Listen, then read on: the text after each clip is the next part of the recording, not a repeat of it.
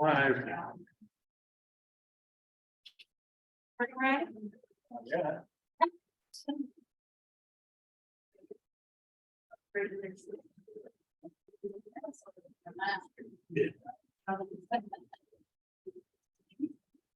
Really well said.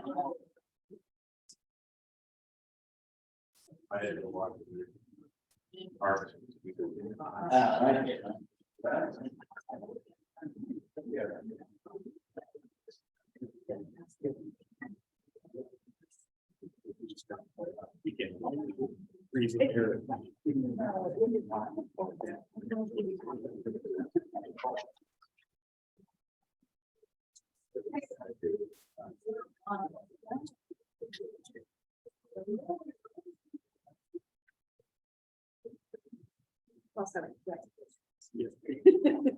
Layers. So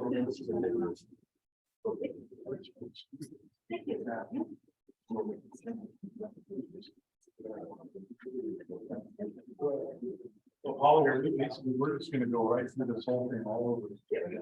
Right down through. Yep. Okay.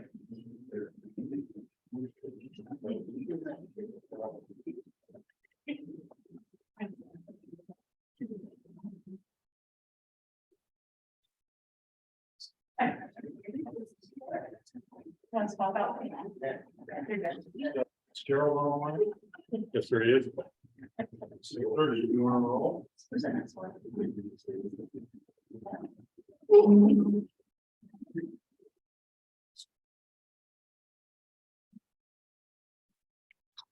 Okay. 6:30. First up on the agenda is the call, roll call. Steve Ruyle, Here. Steve Savage, Here. Tom Fitzgerald, Present. Dan Kay, Here. Ryan Jones, Here. Next up, approval of January 9th, 2023 meeting minutes. Did you have a chance to look at those and Move that the minutes of January 9th be approved. second? Properly moved and seconded, all in favor, say aye. Aye. Motion carries. Comments from citizens. This is the time for anyone to address the planning commission on matters that are not on the agenda. Now we move on to old business. Continuance of public hearing file number 2210-01 PUD and 2210-02 SUV Amity Oaks Planned Unit Development PUD at 1204 Oak Street in Amity, tax lot R 5429AC00700, 9.8 acres. Now I gotta read this speech, so bear with me.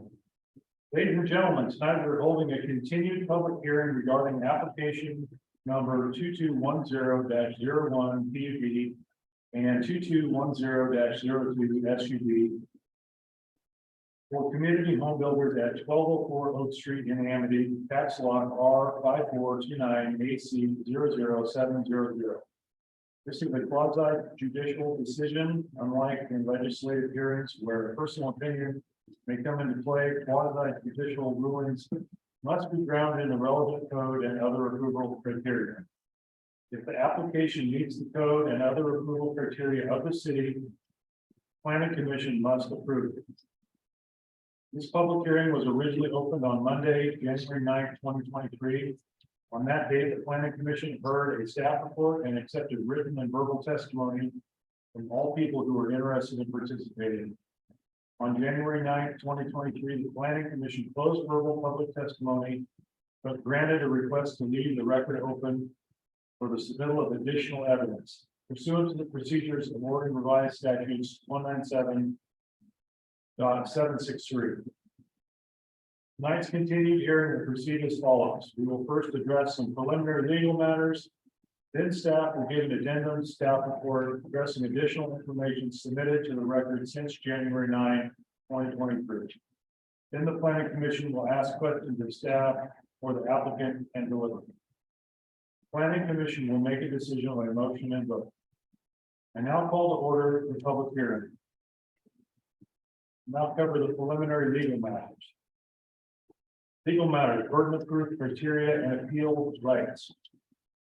Applicant has the burden of proving that the application is consistent with the City of Amity Development Code, Comprehensive Plan, and any other applicable municipal code provisions and Oregon statewide planning goals. Applicable criteria will be reviewed in the staff report. All testimony and evidence speakers give us must concern the approval criteria described in the staff report or other criteria in the development code or comprehensive plan that the person testifying believes should apply to the decision.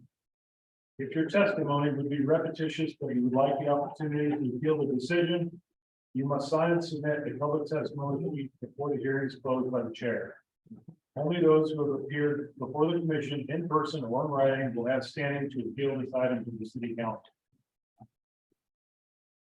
Before the conclusion of the first public evidentiary hearing on this application, any participant may request a continuance or ask the record be left open to present additional information that is within the scope of the hearing. If there is a request, the decision maker will either continue the public hearing by scheduling a date to finish the hearing, continuance, or leave the record open for at least 7 days for additional written evidence, argument, or testimony. Failure to raise an issue accompanied by statements or evidence with sufficient detail to give the decision maker and the parties an opportunity to respond to this issue means that no appeal may be made to the State Land Use Board of Appeals based on that issue. Failure of the applicant to raise the constitutional or other issues relating to proposed conditions of approval with sufficient detail to allow the local government or its designee to respond to the issue concludes an action for damages in circuit court. Declarations. Before we have staff report, I will ask a few questions from members of the commission and then the audience. Does any member of the commission wish to declare a potential or actual conflict of interest or bias? No. None. Does any member of the commission wish to report any site visits or ex parte contact? I drove down the street just to see what it looked like. So, does any member of the audience wish to challenge the jurisdiction of the planning commission to hear this matter? Does any member of the audience wish to challenge the impartiality or ex parte disclosures of any member of the planning commission? That concludes legal matters. Testimony tonight will be in the following order. First, presentation of the staff report. Second, presentation of the applicant. Third, presentation of the proponents. Fourth, presentation of the opponents. Fifth, testimony of neutral parties, including government bodies. Sixth, rebuttal by the applicant, limited to issues raised during public testimony. We'll now go to the staff report. Okay, good evening. For the record, my name is Holly Byron and I work for the Mid-Willamette Valley Council of Governments. My role is to serve as a contract city planner for the city of Amity. My goal is to help the planning commission understand the criteria that applies to any land use application that is submitted to the city of Amity. So last month, we took a deep dive into this application, and I want to provide kind of a summary of what is proposed. I see a lot of familiar faces tonight. I think most of you understand some about the project here. So let's do a little bit of review here. What is before the Planning Commission this evening are two concurrent applications. This is a subdivision and a planned unit development. If we were talking a conventional subdivision, we would be looking strictly at the clear and objective criteria in the R1 zone and your land division standards.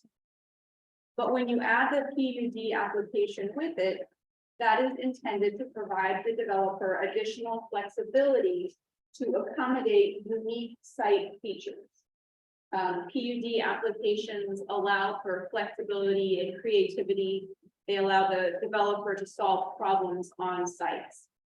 In this case, this 9.8 acre property at the south end of Oak Street has a fair amount of floodplain and sloped property in that. And so what the PUD code section allows them to do is to still develop the remaining portion of the property there. So what is proposed is a 36 lot subdivision, and this would be for residential purposes only. PUD code would allow for a small amount of commercial development on this property, but that's not proposed this evening. We're only looking at single family homes and recreation areas.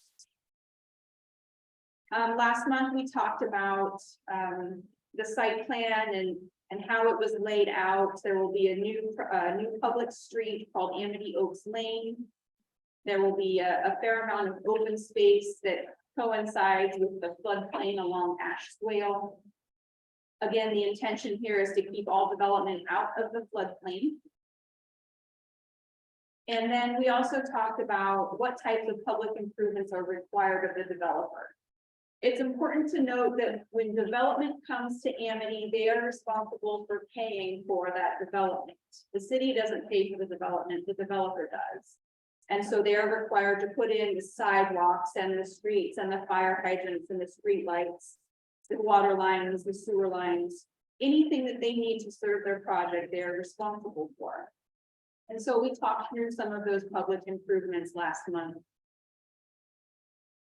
After the initial staff report, we heard from a number of Amity residents, and they expressed a variety of concerns about the project, and they asked a lot of really good questions. After the public testimony, staff provided some responses. We heard from the city engineers, we heard a rebuttal from the applicant. So a lot of those questions were addressed or clarified. At the end of that meeting, the biggest question seemed to be about traffic and transportation, about streets. And so at the end of that meeting, when it was continued, the direction was for the city engineers to go and review the traffic study and to review the city standards and the transportation system plan to ensure that we're getting this right, to ensure that what the developer is providing makes sense for that neighborhood and also for the city of Amity. What I've provided to the Planning Commission this evening is an addendum staff report. It's a very short staff report. And what I've done is I've just pulled out a few sections of the January staff report related to streets. I've provided a couple revised findings. So just to walk you through some of those. Starting on page 3 is where I've indicated with an underlined text what's proposed to be added. And then strike through is any text that's proposed to be removed. What's important to note here is that after our last Planning Commission public hearing, the city engineers conducted a site visit. They measured the pavement in a couple different places along Oak Street between the project site and nursery. They took a look at the condition of the pavement, they reviewed those documents. And so the city engineers have provided a couple additional recommended conditions of approval for you. The recommendation for the immediate frontage of the property has not changed. That still requires 3/4 street improvements. So that's a sidewalk with a planting strip and then the 44-foot wide pavement section.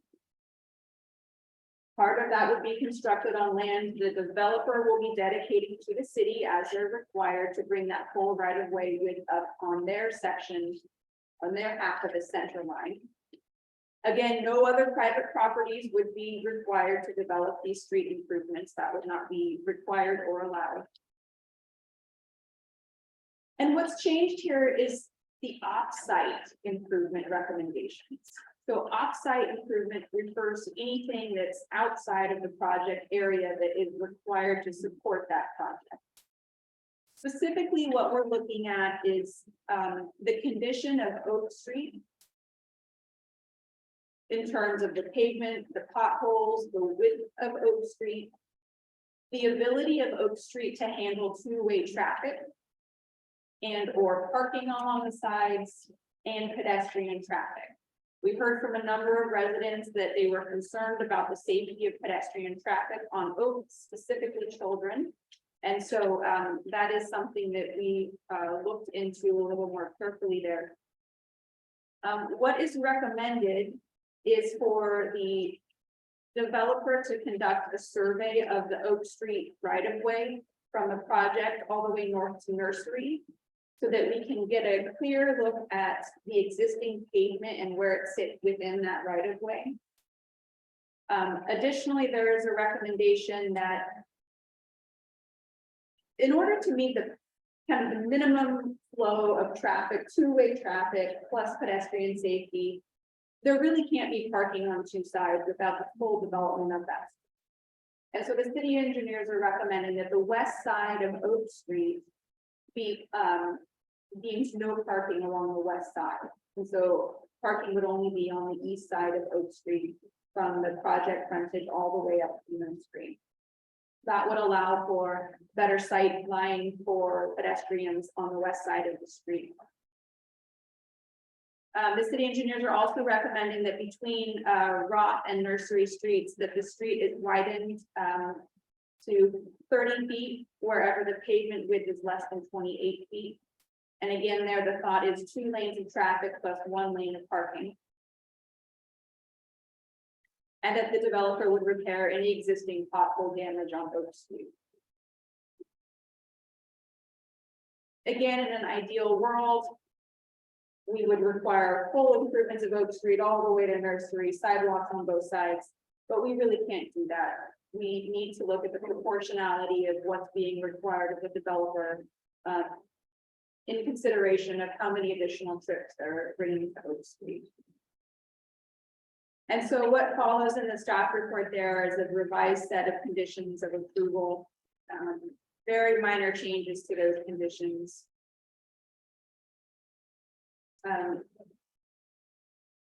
Specifically on condition of approval 6, this is on page 8. In addition to complying with the city engineer's comments from the first staff report, there's also an additional condition that the applicant will comply with the city engineer's comments dated February 1st. And that contains these new recommendations. So the city attorney recommends that tonight the planning commission take any and all additional testimony that the public would like to provide. This is new information. The recommendation to make these improvements to Oak Street is brand new. So we need to make sure that we hear from the community on that issue. City engineers are here this evening if you'd like to ask them questions, put them in the hot seat. That's great. They're great to work with. I know it's a significant project for the community. The planning commission is aware of their obligation that all Oregon cities have to provide for housing for your residents. And we just want to make sure that this project is done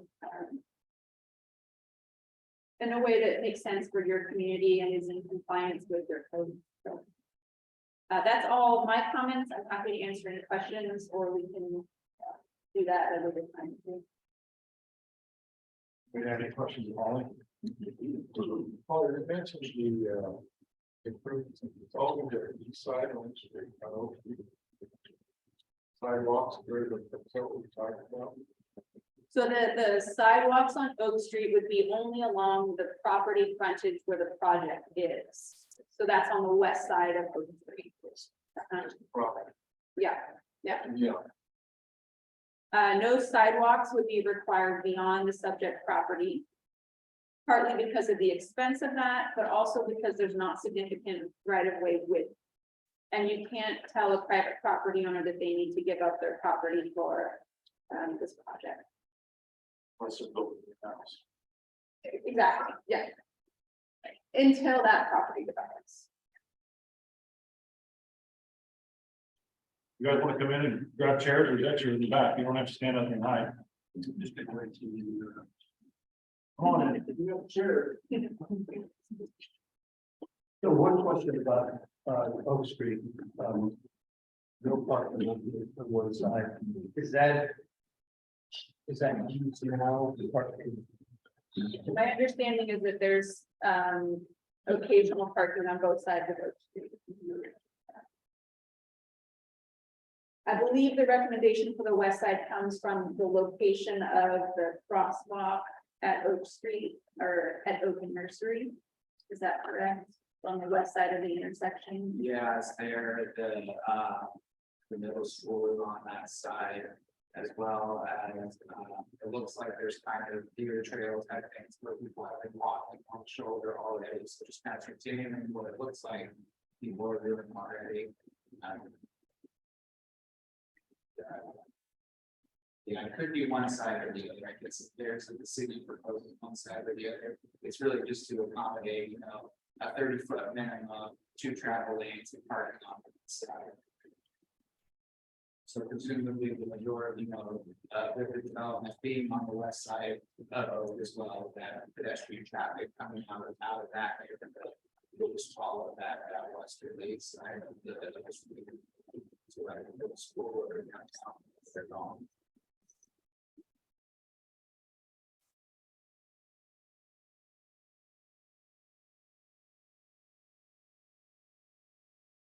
Okay, let's move on to the applicant's presentation. Does the applicant have any more information they'd like to put out?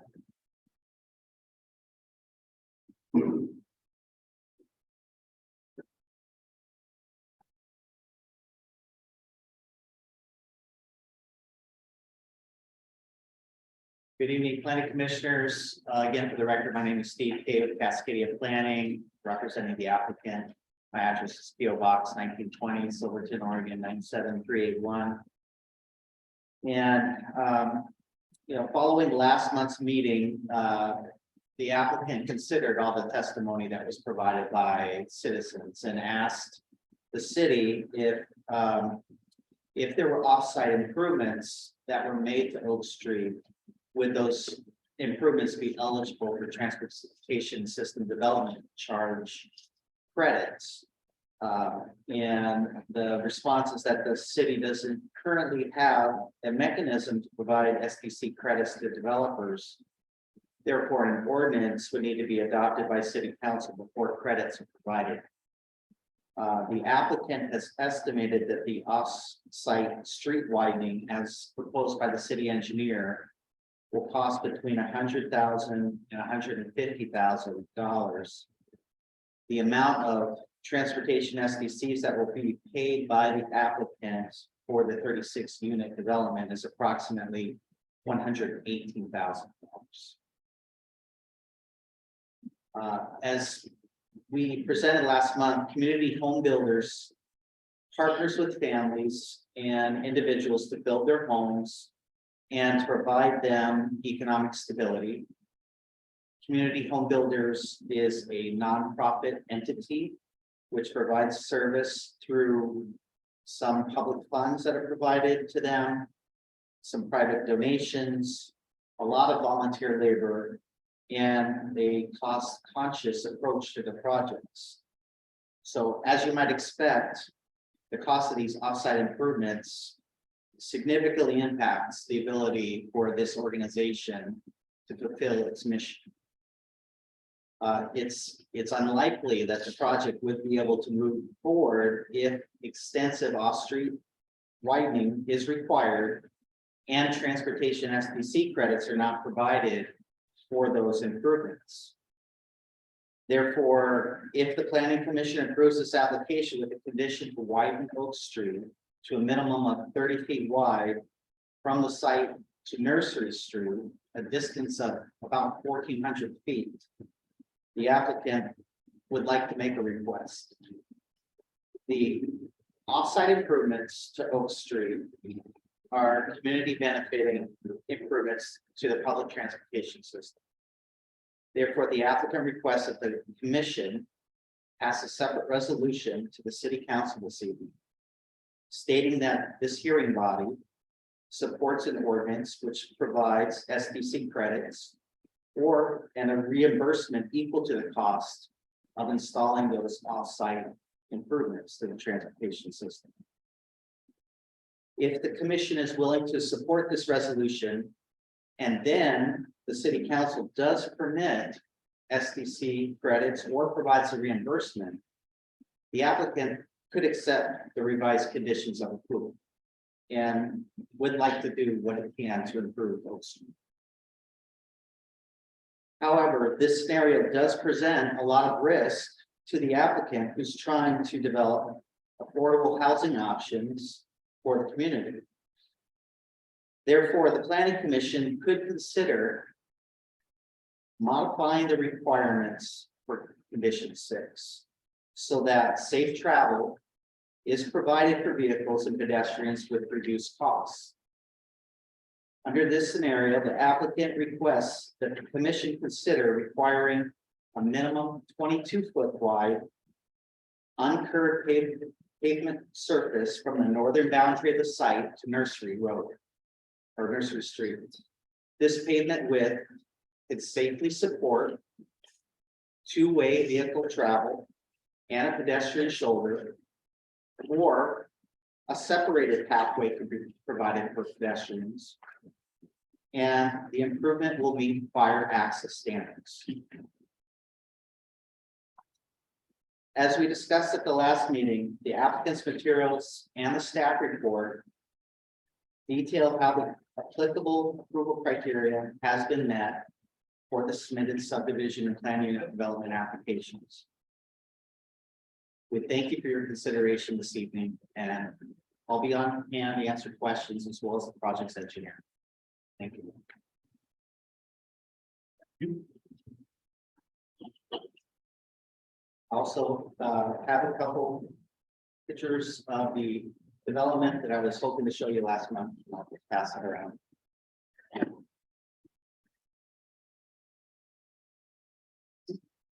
Okay, we'll move on to public testimony. If you would like to testify this evening, please indicate your interest by raising your hand in the Zoom meeting or stating your name in the chat to be added to the list of speakers. Everyone interested in speaking will have an opportunity to do so. All others will be muted out of respect for the speaker. Obviously, this applies for Zoom, not in person. As a reminder, you have 3 minutes to make your point. Please state your name and mailing address for the record. So we'll go on. First up, presentation of proponents. Is anybody here in favor of this want to speak out? No. Next up, presentation of opponents. Anybody want to stand up and? Ma'am, you can come front center. Our only request is for the listening audience that you speak loudly, clearly, and stand at the podium to help that process. Basket, so. And then you want to also, if you're speaking, fill out a speaker card and give it to Christy before you leave. Okay. My 2 lots, my property are on Rock. This is Oak going this way. Rock goes dead end into Ashwell. And I'm sorry, I didn't bring this up last time, but I'm a little slow. Thinking things through, and I got my letter after Christmas. So I just like to say I'm the owner of a duplex on lot 603, 601. And the lot next to it. And I've been there for 40 years. And I don't know exactly, I was very much a proponent for the R1 zoning. And I felt that that would be adequate for us to still have the character of our neighborhood. But, you know, and for the new neighbors to also enjoy that. And I feel like the PUD has come as a shock to me. Because it's so different from the R1 zoning and the 7,000 square foot minimal lot requirement. And mine are each 7,500, a little bit over square feet. So when you look at my 2 lots compared to the lots in the PUD, there's like no comparison except for the lots they're building 2 duplexes. And I know that through my applications for loans and for getting contract work done where Energy Trust would be asked for a reimbursement. All of my applications have to show that I'm multifamily housing as a duplex. So I consider those duplexes that they're trying to build, that they call zero lot line. That those are multifamily, and that still doesn't fit into the R1 zoning. As well, flooding is my next topic. I don't know which of the 1 to 3 times a year during the rainy season that we flood down there. And I can see it from my home. I don't see Ashwell any other time of the year until that water rises. And I would like to say that number 13 on this plot that we received, unit 13, is equivalent to where the house is just about the property line between me and the neighbor next, going down towards Ashwell. Her home is equivalent to that approximately where that number 13 is. Anything lower, like 14, 15, 16 should not be considered there.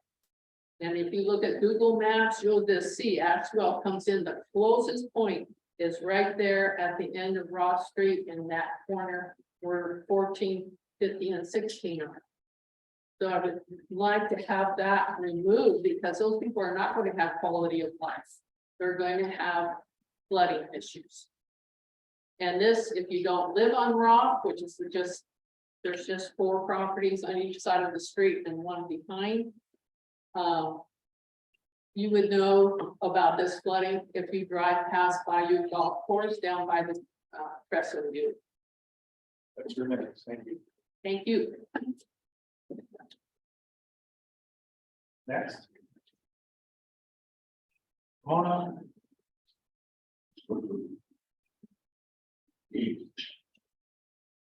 My name is Mickey Wood. I live at 1102, actually at South Oak Avenue. They changed it from street to avenue a while back. My parents bought that place in 1955. And if you're talking about having a parking place on the east side of Oak, and then 2-lane traffic, plus an area for pedestrians, about 2/3 of Oak between your street, and I don't remember if it's Ketchum or the next street, is extremely narrow. So there's not really to park a car and have 2-lane traffic plus pedestrians. So if you guys want to do this, those streets need to be made bigger. So that's all I have to say. Thank you. Anybody else? Come on up. I'm Shirley Simpson.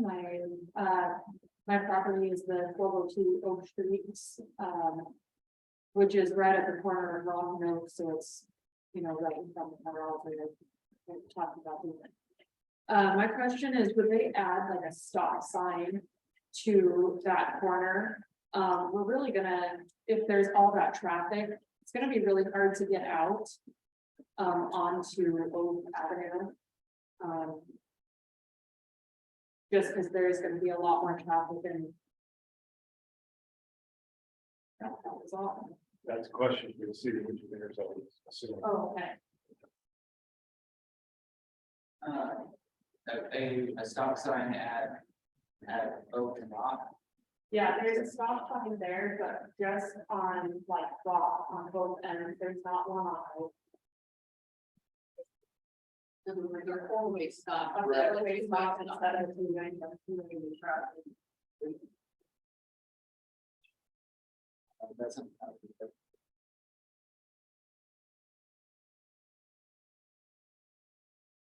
Anybody else? Okay, seeing none, we'll move on to testimony of neutral parties, including government bodies. Anybody neutral? So now we have a rebuttal by the applicant. What do you need to do?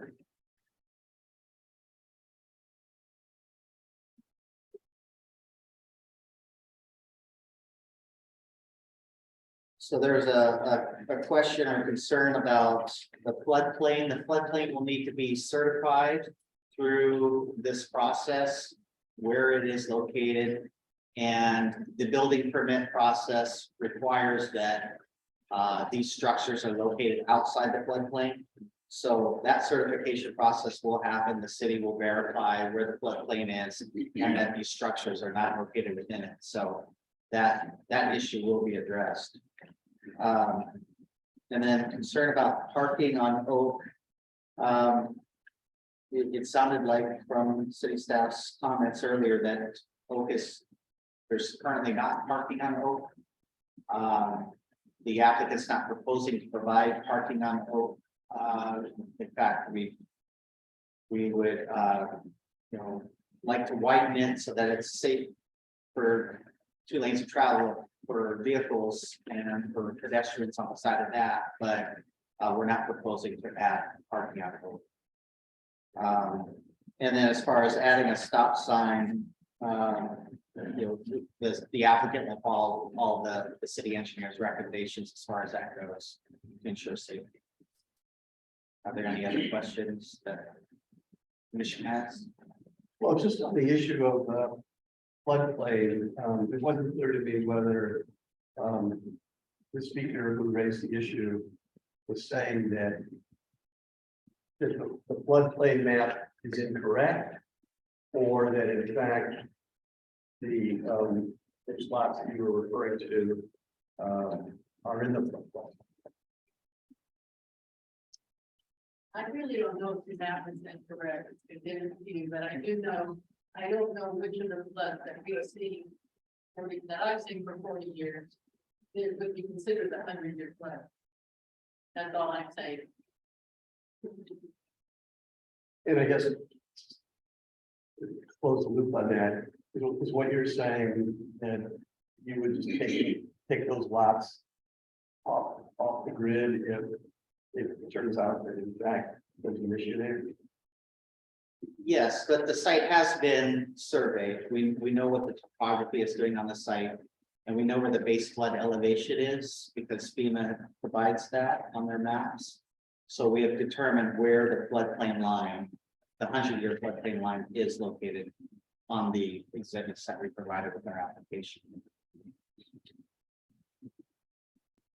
Thank you.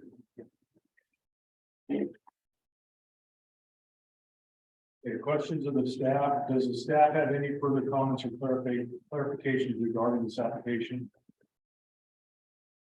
I think it would be great if the city engineers could talk with the planning commission. Yeah, if you're willing. I'll just give a summary of our site.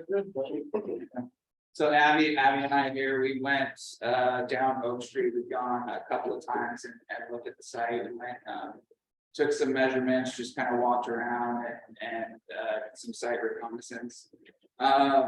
South of Oak Street is definitely extremely narrow. The majority of that is the frontage of this property, and it's going to be widened to that 44-foot requirement.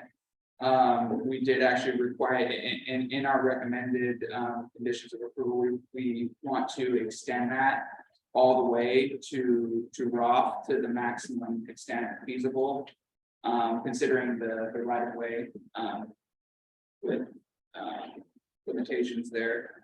And then beyond that, a lot of Oak Street is fairly wide.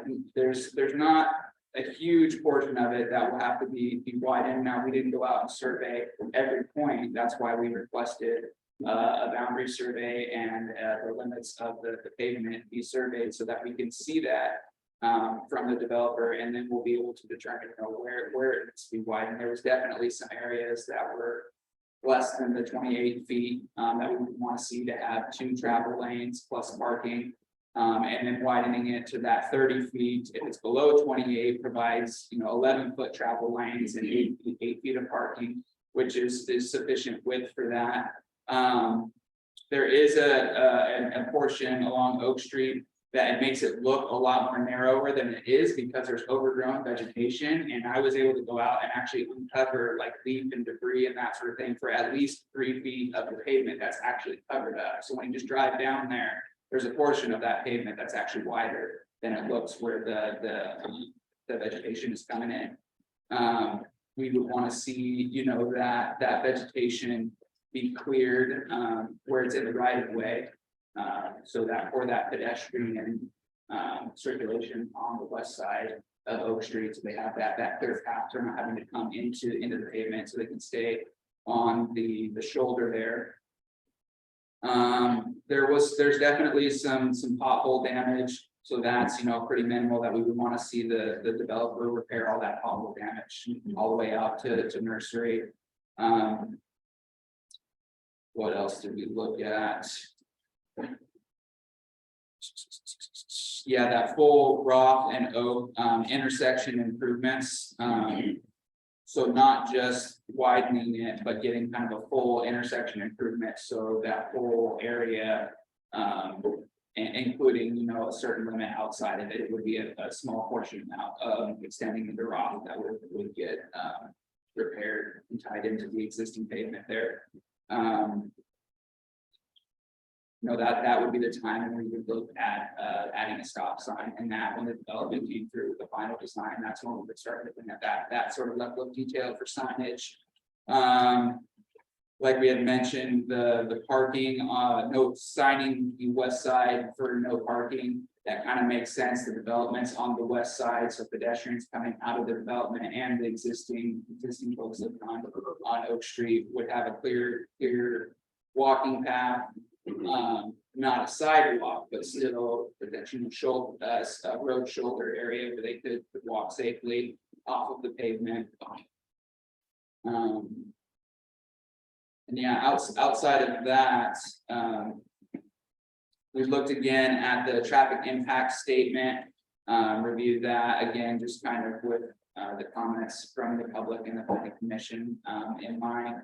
And we didn't see anything out of the norm there. We didn't think there was any revisions necessary. The AM and the PM traffic counts that were taken did overlap with the school start and release times. And it was those tests were taken during 2019, so before the schools were closed for COVID. So those numbers should be representative of a typical, you know, school day.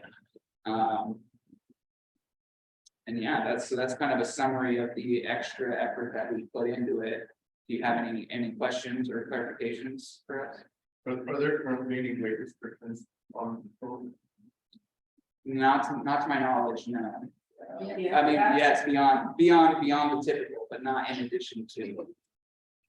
What is it? Yes, the signage that was just put up. Yeah. There's a 10-ton weight restriction on Oak Street. And that's primarily. The entire street? Sorry, parts of it, yes, at least. I think it's all of it. I think it's the entire width or length of Oak Street, south of their street. And the driver for that is for commercial traffic, right? For semis and that sort of thing. There's obviously yes, there's obviously exemptions for moving trucks, ecology, waste vehicles, fire, rescue equipment. So is there height of the trucks with the truck or the weight? Weight, 10-ton weight. So how is construction traffic going to affect the road quality? If the project was approved, then there'd obviously be an exemption for the limited duration of construction equipment to build the project.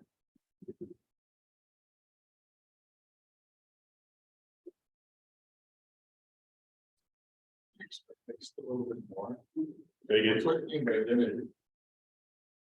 Well, if you have to have the construction equipment be able to get to the work site, so they would have to be able to transit the road to get there for that purpose. But we've already, the ordinance already clears out exemptions for certain types of vehicles on like the ecology garbage trucks, et cetera. So they would be under that exemption for that period for the purposes of doing the construction work. Does that answer your question? So that could be hundreds of trucks that are up to 3 or 4 times that weight limit, and that is there something in place that is going to fix the road After the fact, I mean, I would say quite frankly, I don't know what to say to that exactly. The weight limit is not because of shallow pipes or anything like that. You're right at damage infrastructure. As far as I know, that's correct. It was to keep the road in its best shape as possible. And I can't speak to the infrastructure. Unfortunately, the person that would know the answer no longer works for the city, so I don't have that information. Who's that ordinance passed, right? I can jump back. Can I ask a clarifying question? So you mentioned something about, recommendation being to upgrade it from the right road all the way to the rock. That would be where my property is. Yeah, so it would be with it, if that's all right, if I answer. Sure. I should ask before I let her go. What that would look like is your property wouldn't move at all. That would just be widening the road as wide as they can within that existing right of way. Okay. Yeah, and the survey that we've requested would show where those lines are, so then we would be able to understand how wide they can make that before they're encroaching in your property. So to answer your question, the ordinance state is traffic prohibited is motor truck, tractor, trailer over 10 tons on Oak Street south of Roth Street. And exemptions for garbage collection, delivery, moving are exempt or prohibited. The schedules as are other requirements. Emergency response, and the ordinance was passed in October of 2018.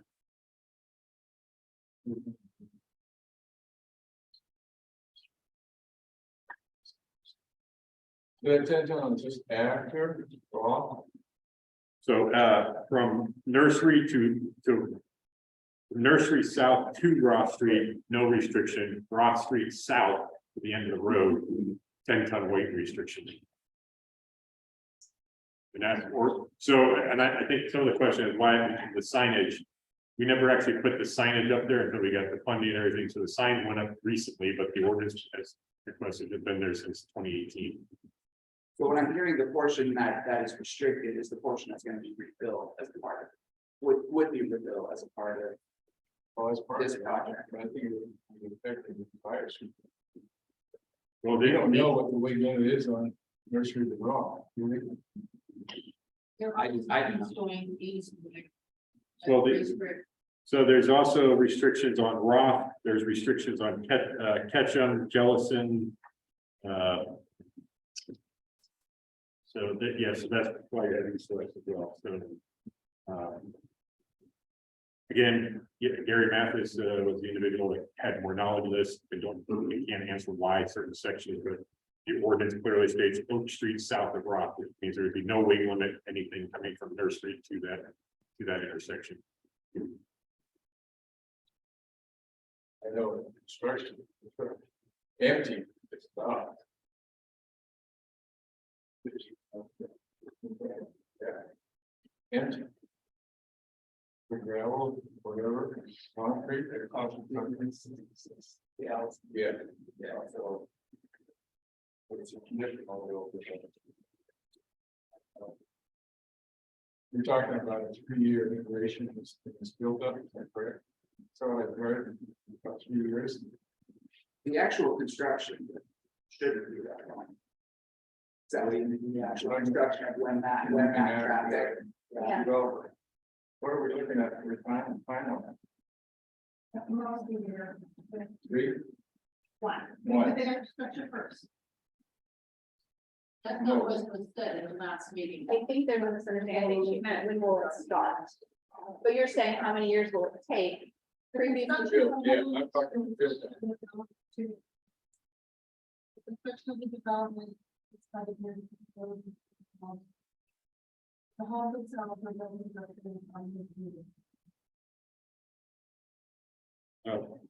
The engineer brought up a plan that looking on the Google Maps, the area of the street that has a 10-ton weight restriction is predominantly the area of the street where they're gonna have to do road improvements anyways. And that would not change the ordinance, correct? Once the construction is completed, and the road is finished to the new standards. The city engineers, the home builders, the community, somebody could petition, or the council could initiate a revision to the code to remove that weight restriction if they need to. I won't make a prediction for that, I won't be here.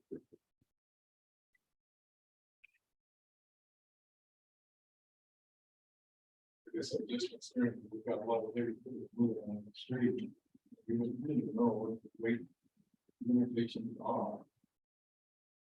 Is there a bond that's required to be posted by the developer that would cover that?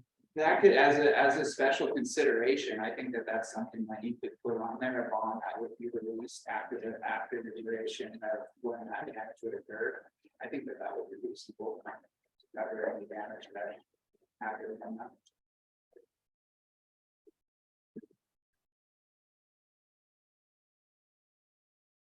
Any more questions? Assuming no statute limitations, that sort of thing that I'm not familiar with. Seems reasonable though.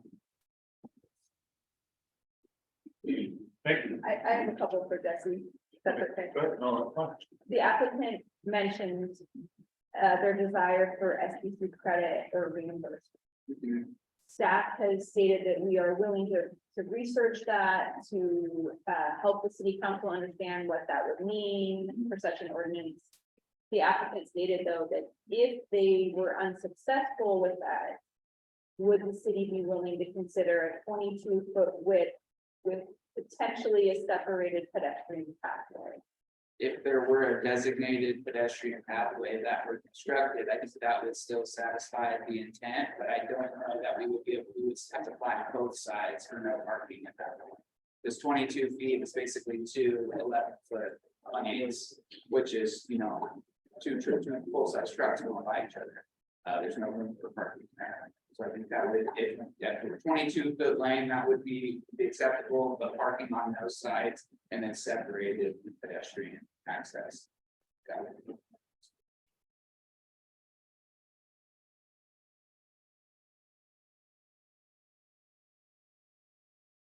More questions? There was a question about a statement also. There was a question, I believe, in the last meeting about the sewer capacity, water capacity. We went out and looked at the lift station. There is enough sewage capacity to get the sewage from the development to the treatment facility with the capacity, the infrastructure currently built. I think you might have to do that. Did contests with the Jellison lift station. We rebuilt it about a year ago, and it's running back up to its current capacity of 120 gallons a minute, which will allow for this development. Would the development cap that out? It does, it gets it close. I was actually just looking at that this morning. It gets it very close. Yeah, it would virtually be at capacity in terms of DEQ compliance. So that's full redundancy still. So if one pump goes out, it would still be able to convey all of it. That's just capacity on that south end, right? Correct. The Jellison lift station, yeah. It wouldn't, eventually it's a little more detailed, but eventually full build out of that basement, that lift station in the future will have to be upgraded. This development would essentially get it to capacity. Anything above and beyond that lift station will have to get outside. That is something the council is considering due to a wastewater facilities planning survey that was presented to council earlier this month. We are looking at ways to fund potential infrastructure upgrades to the sewer system. I would say within the next decade.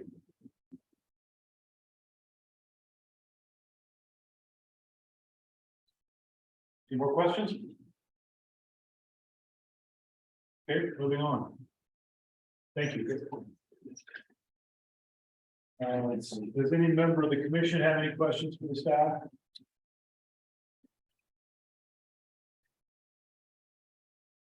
Yeah.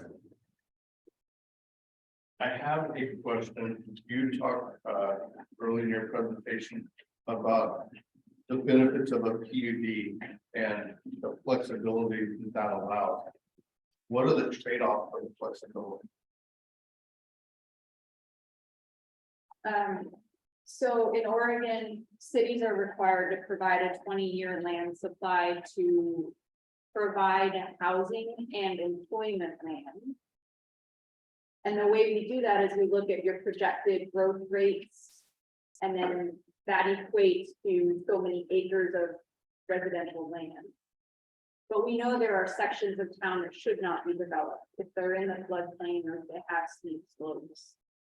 So the city is balancing protecting those areas and those resources and those hazards and still providing a residential land for your community's growth. So it's that balance between those two that a PUD allows for. I read through the development standards for the planned unit development for the city of Amity, and it talks about the green space as being used for having to allow flexibility, which will encourage a more creative approach that will result in a more efficient, aesthetic, and desirable use of the open area. And it also talks about the use of the open spaces. And in this application, the green space is being used in the calculations, and then it's going to, the plan is to feed that over to the city. So I still just have a problem, and I know I brought this up last month, but to have a green space, to say that the property is almost 10 acres, we can't build along ash swale because it's in the floodplain. So we're going to use all that same density that we're allowed to have, but we're going to build it in tighter blocks up on the top. But then to turn right around and give that green space away, I'm not sure how it's able to be used in calculations with a PUD and then have the city take it over when it's not developed as a park or any real beneficial way for the city or the people that will live in the PUD. So that's my real big concern. Also, I have no idea why the city would want that. I think the plan is to fence it and then just try and keep people out of it. So it won't be enjoyed by anybody, maintained. I don't know who would maintain it long term. And it seems like it would just be an attractive nuisance that would only be a liability to the city. I don't know how the other planning commissioners feel about that, but to me, it was always for about 20 some years. It was always pitched to me like a PUD can be a good thing because the development might be a little bit tighter, a little bit smaller lot lines, smaller yards, smaller setback, but you would have an open space where it can be enjoyed by the residents of that PUD. That would not be the case on this. I would echo his concerns, but I have the same thoughts about it. It was even mentioned that if the city didn't want it, they would give us the school. I talked to the superintendent and he said, basically, what the hell do we want? What? So, anyway, I got the same concern with Steve about that green space. It's been brought up in the past, for years and years by other planners that, if a big development came in and they wanted to dedicate an area for a park, it would be advantageous for them because they would have a park very close to their development and it would help sell the properties and it would offset some of the park SECs and it would help the city out because then they would have a park in their inventory. So it would be a win-win for everybody. And so that's why, going back decades, everybody was in favor of allowing the PUD. It's just that it seems like this is just being used in calculations to get real high density, and then the land is being given away for financing reasons, and then it will be fenced And it seems to be a big liability for the city. So, so that's where I have some concern with that. This makes sense.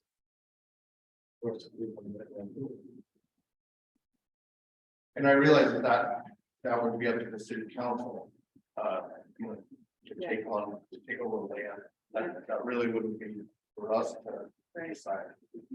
But if that is part of the application. Response? Yeah. Please. You know, we talked about this last month and some cities PUD code language requires a certain percentage open space be accessible to the public. Or be accessible to, you know, some kind of a recreation active use. In this case, the value is flood control. And destruction prevention, you know, destruction of property and life, basically.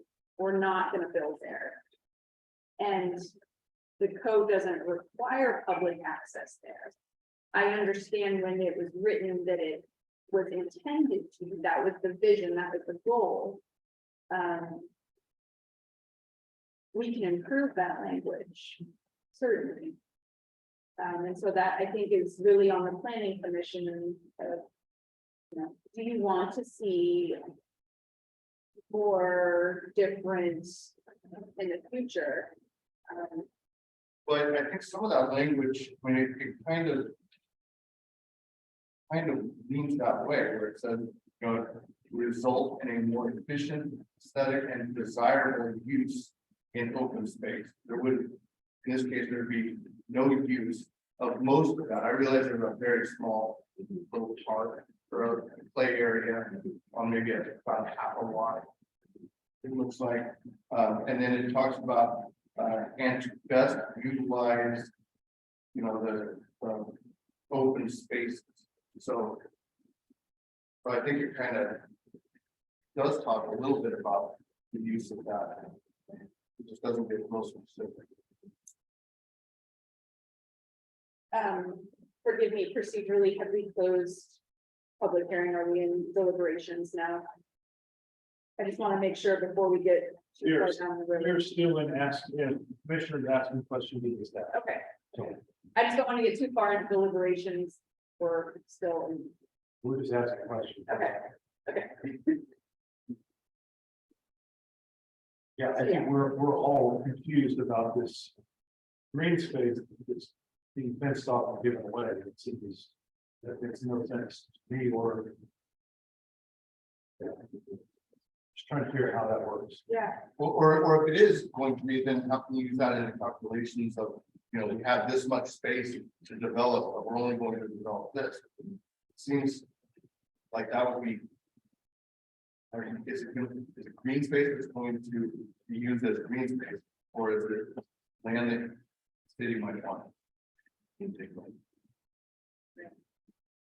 Well, it would be protected in perpetuity from development. It would be open space. So it would be a view shed. The ability for public to access that is really up to the city.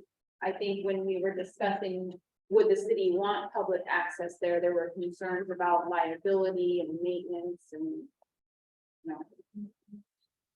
Yes. It seemed more desirable to not have access there for that reason.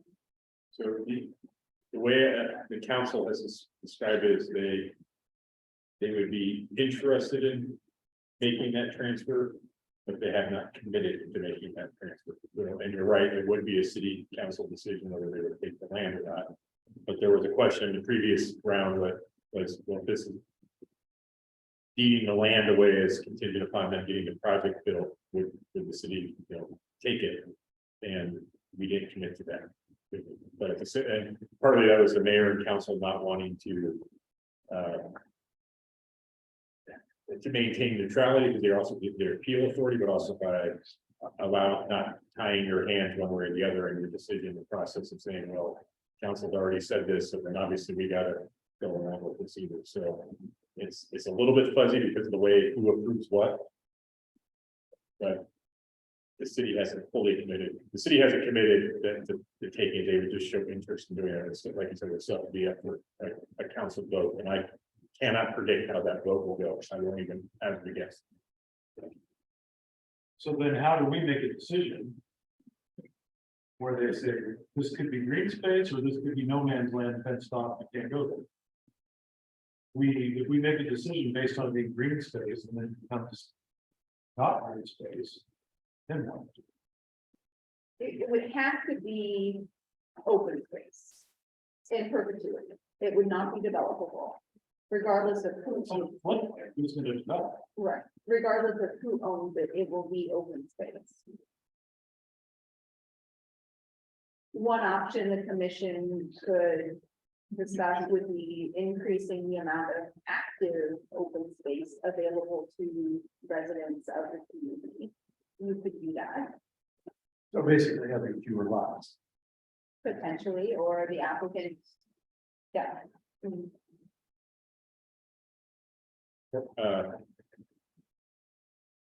By the way, also Commissioner Fitzgerald had a question he wanted to ask their staff later, but the next question, but that aside. I don't, have a question for you, but there could be a potential in which the green space use thereof may be a condition of the approval that you put in there as the commissioners, that if we approve this green space has to have, I don't know how we describe it, potentially not be a no man's land, it has to have some, Could we put a provision? I don't know, if that's something that we The do. city must maintain it and mow it in summertime and keep it. Basically accessible and not turn into a weed patch. So the applicant, we talked about long-term maintenance and the expense of that. The applicant has committed to paying for long-term maintenance of that open space. So what was envisioned was that the city would contract someone to maintain it and then bill the HOA, and the HOA would pay that bill. Raise your hand if you have a comment. I just want to make sure that we clarify and that this proposal is not to dedicate that open space to the city. We're not proposing that with this application. We're proposing it to be maintained in perpetuity as common open space area as it's shown in our application. Therefore, if it is deeded to the city, we will be making sure that the conveyance of that includes that parcel will always remain as open space area, which can be used for any purposes of recreation that the city deems necessary, or if you guys decide during your deliberations that maybe a trail should go down there or something else amenity wise would make sense to have use of that open space, the applicant, could provide that additional amenity in that space with the development. But I think we need to be really clear that we're not proposing with this application to deed it to the city. No matter what, this project would be tied to that parcel as common open space that serves this development. And as far as maintenance of that area, if it does get deeded to the city, the HOA will maintain that space. But was your plan to fence that and not allow access? We did not propose that necessarily, but we received some staff comments from the city that was a preference of theirs. We're open to not doing a fence there and providing access if that's what the commission would like to see. I will say the city offer putting or just thought of putting a fence in there gets back to Holly's comment. It says minimizing the potential liability to the city if the city has any ties to that property. So I see this definitely a liability. I just also see it as that could be an open, an open green space to counter the small lots and, the lack of yard. That is the purpose of the planning unit development. I totally agree with you. So that space is to be enjoyed in some way. If I were a resident there, I would prefer not to look through a fence. I would prefer to at least view it in its natural state. And if there were a path to get down there, that would be a benefit. Yeah, the other thought, the fencing was the properties that are on the western edge. If there is an intent to put backyard fences around each of those properties, and then each property would have its own individual fence, that would kind of serve the purpose of doing the fencing off of that land as well. And I think that was left kind of vague and no one really came to a good solution to that one. So I'm not sure if anyone committed to something, but that was one of the reasons we were thinking. We could fence off the whole thing, or each property could put up a fence as part of the construction, and then that kind of serves the whole purpose. But as you correctly stated, we never really got a resolution or decision. And each individual fence would fit down past their property line. And again, I don't know. Just, and they cannot extend past the property. Well, I just see the green space as being, able, a space where people can enjoy a little bit more room. Because you're doing higher density in the road. And this green space does provide twice as much as what a PUD should, given the size of the property. So there's ample opportunity to do that. I have some knowledge about the foliage that grows there, and you like to hear what it did. Sure. That property has, large amounts of wood that was not on it. And also the land right there. And it was just a week ago that we fell, we won't give you the extent. So anything to do with that property, ABC had it cleared greatly. It's been such an improvement, but it won't stay like that. The poisonous hemlock has seeds that are the kind of, some will grow right away and some can last for 6 years. And before they start growing. So it becomes a huge maintenance cost to the state. Because at some point that whole area will overgrow. The neighbors, the new neighbors will find that out, that it's going to be coming up and over their fences. Because you can't stop it for them. So I'm just saying, 10 or 40 years, seeing that, and the poisonous hemlock is very dangerous, especially for children. Because the stems are attractive, like maybe flutes, and the whole thing from seed to flower, then tuber poisons. Thank you. If I may, move on to Commissioner Fitzgerald question. We still want to talk about I don't want to stop the discussion. No.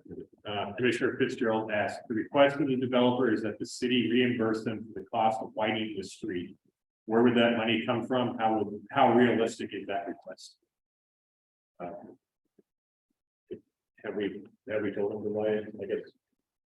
I presume that's the widening, north of Broad Street, like the charity. I believe so. So the thing with SDC credits and reimbursements is they cannot be related to existing deficiencies. And I would consider the current state of Broad Street is below the standard. And those improvements would be to get up to existing or up to the minimum required state. Those are not the widening improvements that we listed as recommended conditions of approval. There are other offsite improvements that could be done, all over Amity, but even just proximity to this that would be potentially eligible if there were ordinance passed by the city council. That could be justice.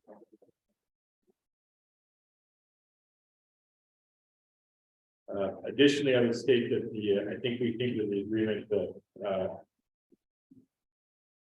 the developer would be doing street improvements up to the Rock Oak intersection, and that would be considered, give or take a little bit, along the frontage, but going beyond north to Nursery would be well beyond their frontage, and that's where these SDC credits and reimbursements come into, and that is what he was stating. So we don't have SDC reimbursements built into our code at this time. So, And it's pretty obvious, again, we would have money to maintain the streets they have, but when. so I think the city's perspective, I don't think I'm going out on a limb here to state, I think the city would see improvements as described going up to the intersection of Rock, and then that would be about the extent of where they would do their frontage at this time. Or am I misstating? No, I would say that the existing streets to serve the development need to be in a condition that's satisfactory, and currently they're not, as you see from driving down, there's places that are too narrow.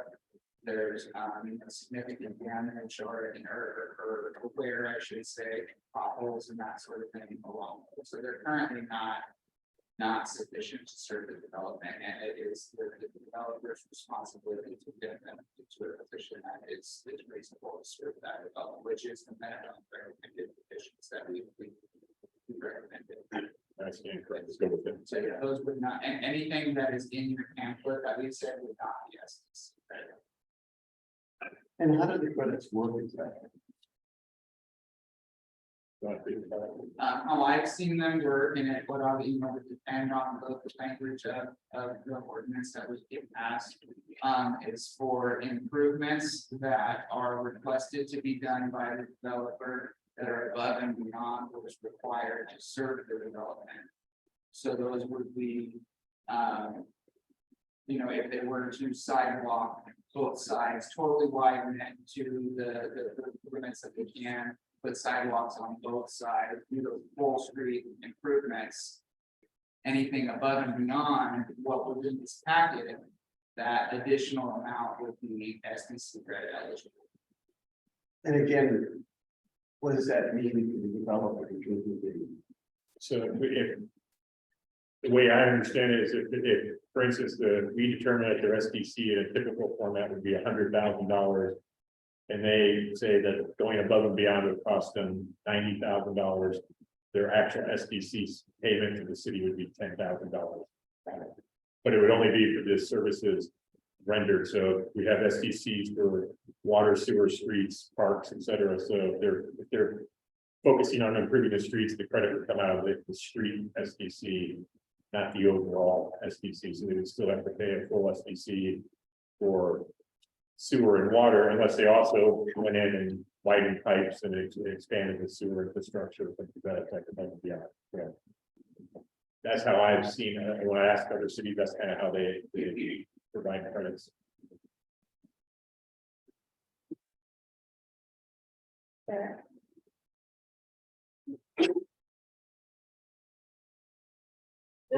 Just to reiterate here, city engineer recommendation is anywhere where the pavement is less than 28 feet, the applicant take it to 30 feet for the full section. The applicant says they're willing to do so if it's SDC reimbursable.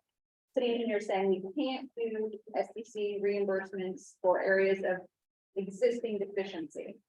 So I heard that might kill the project according to the applicant. So it looks like at this point, if I'm hearing this correctly, we are at the applicant's offer for a 22-foot width with a separated pathway. Is that accurate? Okay. So it sounds like that's where we're standing at a 22-foot width with a separated walkway, which the city engineer says would mean no on-street parking on Oak. But currently, it sounds like there is parking intermittently on both sides of the street. So that's going to be a huge thing for residents if suddenly they want to park.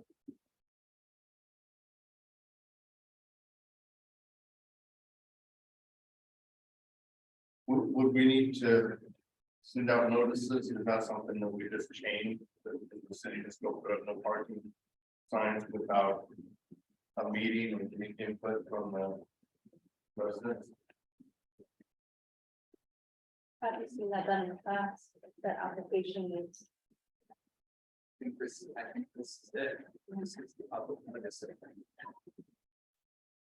I'm not, I don't quote me on that. I mean, you can definitely do additional due diligence to notify people. There's no harm in providing that notice, but I'm not aware.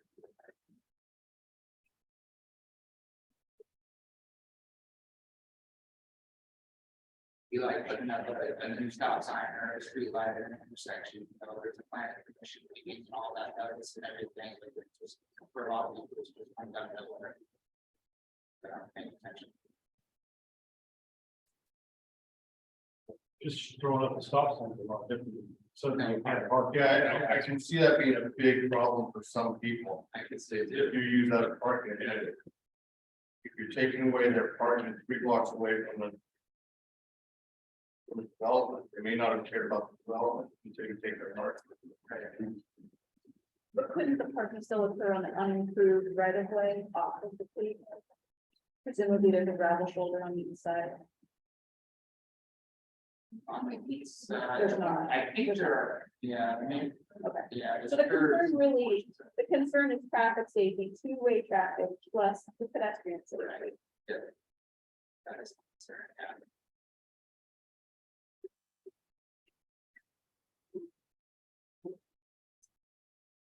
Well, we're kind of getting off track with all that. So is any more commission have any questions of staff?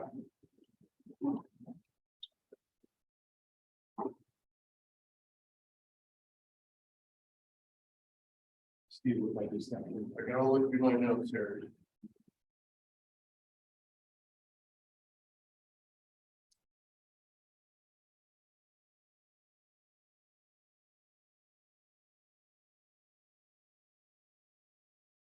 But I did have one other concern, just, I wanted to bring up that there are, common walls proposed in the development that is not allowed under the underlying zone. Right. But neither are the reduced setbacks and a lot of the other things.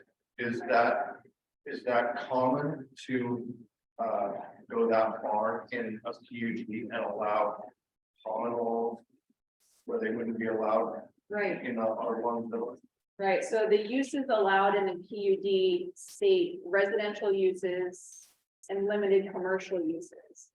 So if they wanted to, they could come in with a commercial piece in this PUD. We could have a corner store or something. And for residential uses, it's generic, meaning essentially any residential uses because it doesn't specify otherwise. So they could come in with apartments or 3plexes, 4plexes potentially. So what they're proposing is a couple of attached units. So the common wall are essentially townhouses. They're each on their own lot. They're single family homes on their own lots. The property line divides them at the fire line.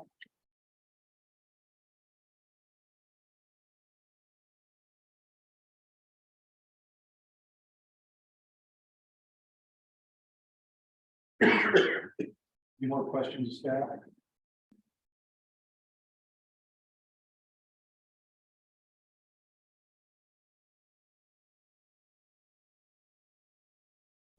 No, you still thinking? No. Okay, moving on, request for continuance. Does any party request to continue this public hearing? This is where we got last time, and we closed it, and then we had a bunch of questions and had to reopen it, so make sure we got all questions answered.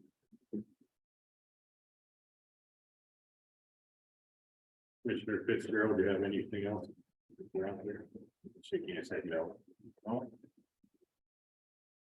Okay, so there's no request for continuance, move directly to the closed public hearing. And so now I say the public hearing is now closed. Now we move on to deliberations. The chair will now open discussion, will now have open discussion for deliberations by the commission. Commission members may also ask additional clarifying questions of staff. So, do you have any more clarifying questions?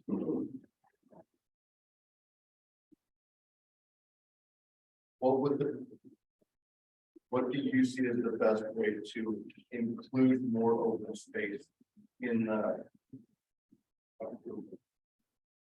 You could ask the applicant if it's, The use of, and I know that that may mess up financing, but that really is kind of a concern of mine. Mhm.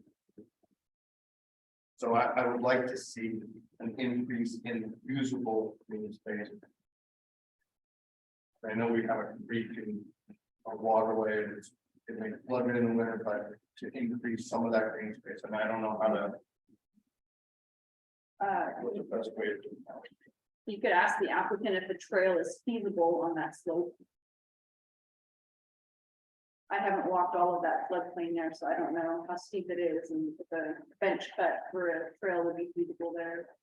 And also our development code refers to land that is, I think it was over 20% to be taken out of the calculation that all those calculations been done as part of the percentage slope and stuff.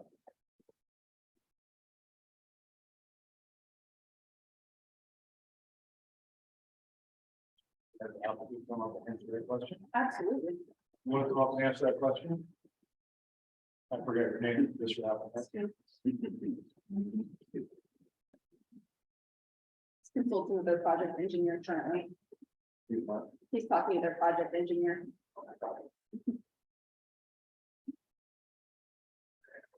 Absolutely. If I ever talked to you on Cecil, and in regards to the specific question, a trail could be created. It's not going to be a straight trail, but it's going to be steep in portion, so it has to be meandering down there. It won't be an ADA trail because it wouldn't meet those standards either. But for those who are able to, they can take down and open dogs, those type of things. I mean, this is a floodplain area, so you're not going to put improvements in there that are going to be damaged by floodplains. You have one kind of natural pathway, it might just be partnership, maybe some gravel, but it's a minor grading work to level out just enough for a walk. So those things are possible in floodplains. I mean, just because it's in a floodplain doesn't mean you can't have recreation. So those things are possible, and you know, the trail may be able to be connected at some future time. And if there's a connection, it's going to follow that swale. It's going to follow and go in both directions eventually. So this might be the first point to get down there, and there'll be future connections to follow that swale for some distance within the city. So, yeah, further questions, we have to be answered.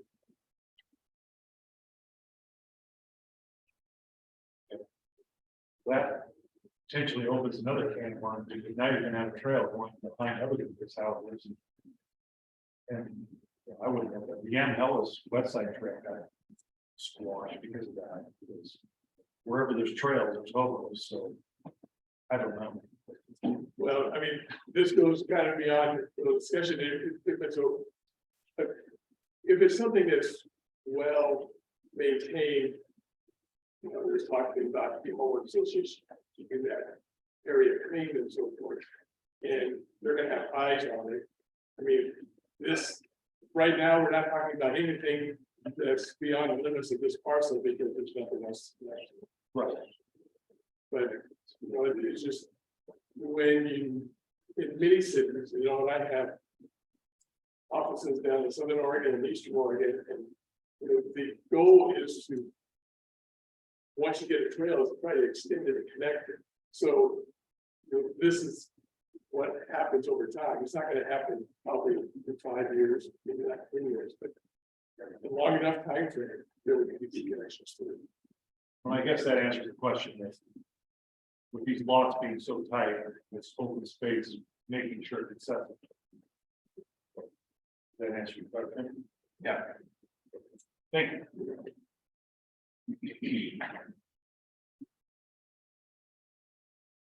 Well, I guess I have a similar question, Holly, about if Oak Street is according to Jesse, according to him, it's below maintenance standards. I mean, that you're talking about sending all those construction people together. It really, it needs to be improved, like you said. And to me, it seems like you should fall on the city, but obviously we don't have money. So how does that get worded in there? And how does that get corrected, or how do we solve that problem? You say we have no process in place for SDC credits. That would be an ordinance or development code that we have to create. And it would probably be too late for the purposes of this project. Right, which I was here. It's not on the books today. I had a lot of questions.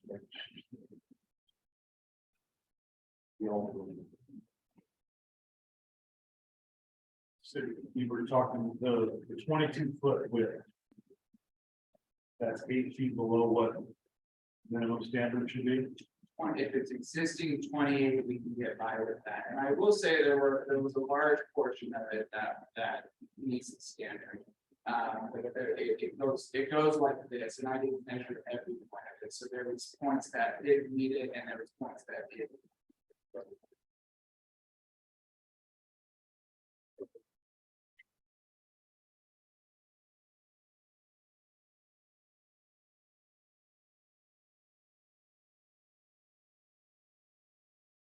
Okay, what do we want to do? Are there any plans to clean up those areas that are overgrown? It seems like if there's 3 or 4 feet of, overgrown brush, that's where the kids have to walk out into the street. Is that gonna be cleaned up? If it's owned by the city, if the city could clean that up, it seems like that would save me by quite a lot. And I know that our resources are limited, but that's something with public works. That would be public works, yeah, not implementing.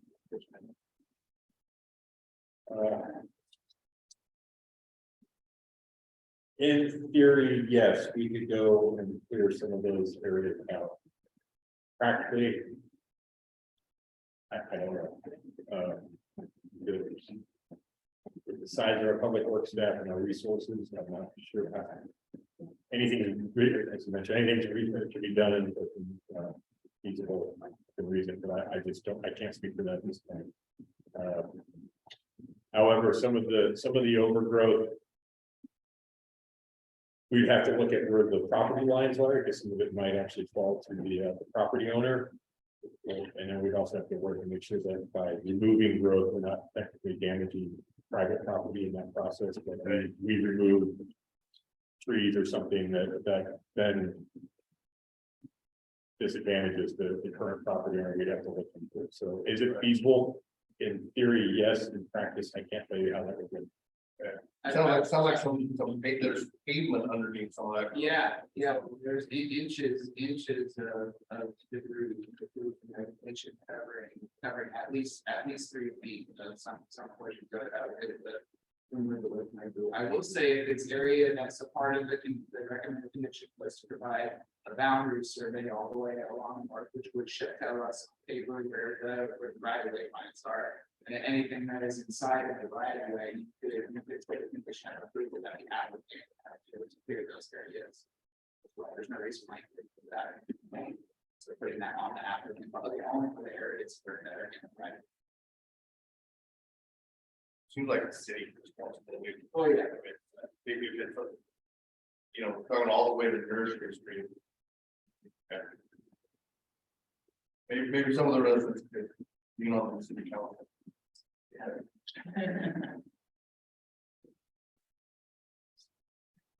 So just revisit this issue of the 26 foot width. It sounds like the idea of having parking on one side but not the other is not really an option. If in fact the ordinance is not in existence now, it's solving the SDC problem, is that right? That's what it sounded like, it's going that direction. That solution is really not a solution. Commissioner Fitzgerald asked, will there be any on-street parking within the development itself? Will there likely be the applicant? Yes, we're providing a street parking on one side of the road. At the request of staff, we need to sign one side for no parking. Okay, thank you. The reason for that was fire apparatus turning radius clearance.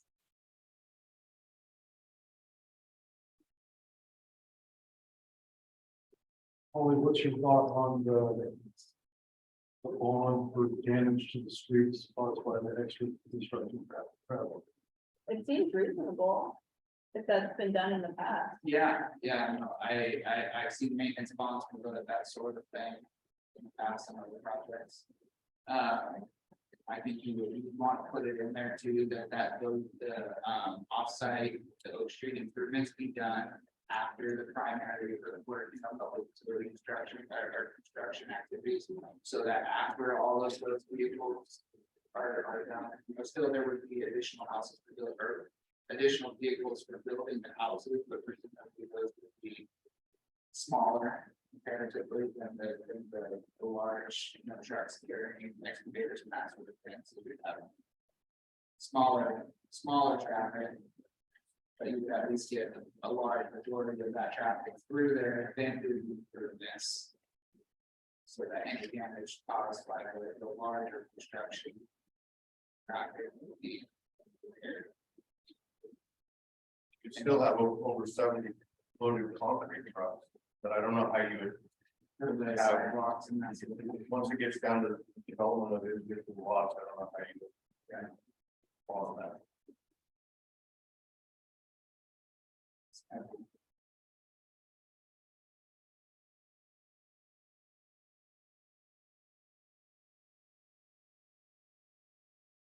We don't think the bond solves that problem.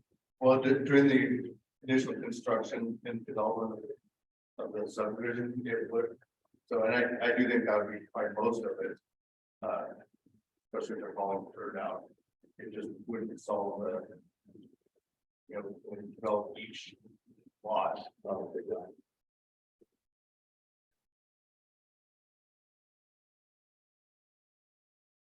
Can I ask a clarifying question, Jeffrey? Absolutely, do whatever you want.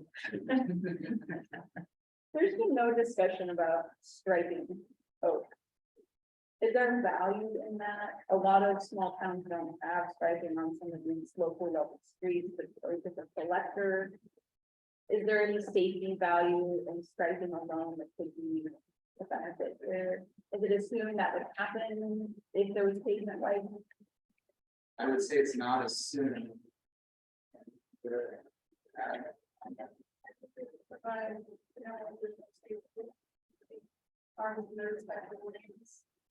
don't know. Probably spread the whole way and Yeah, and it is a reflector, so that it may go into that, but again, most of the streets in the smaller towns don't have striking. Right. And it goes in once, and that's usually it. It's 50 years later. It's practically not there. I don't know what the city's striping plan or budget is for maintenance. Not good.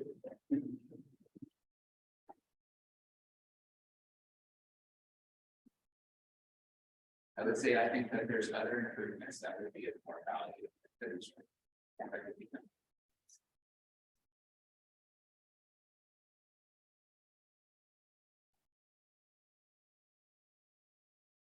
Got the motion of all that stuff in it? No.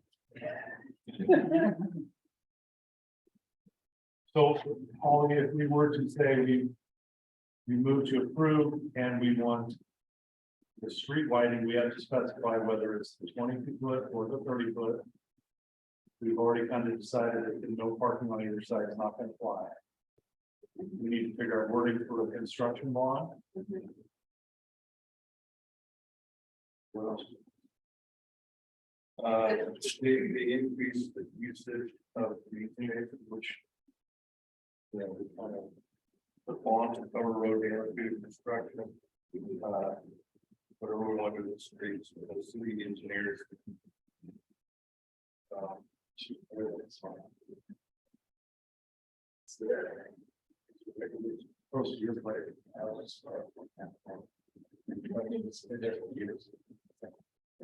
noticed the brush is pretty thick and dynamic. It's got lots of points for it.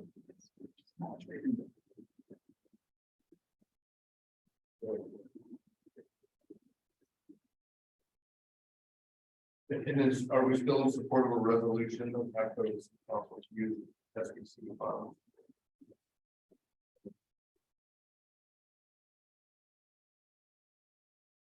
That's okay. You have a motion? I mean, I guess to get something on the table, I mean, you know, I wouldn't move to approve the concurrent and the OCUD and subdivision application and adopt the findings and conditions of approval included in the January 9, 2023 staff report as amended by the February 13, 2023 amended addendum staff report. And to include bond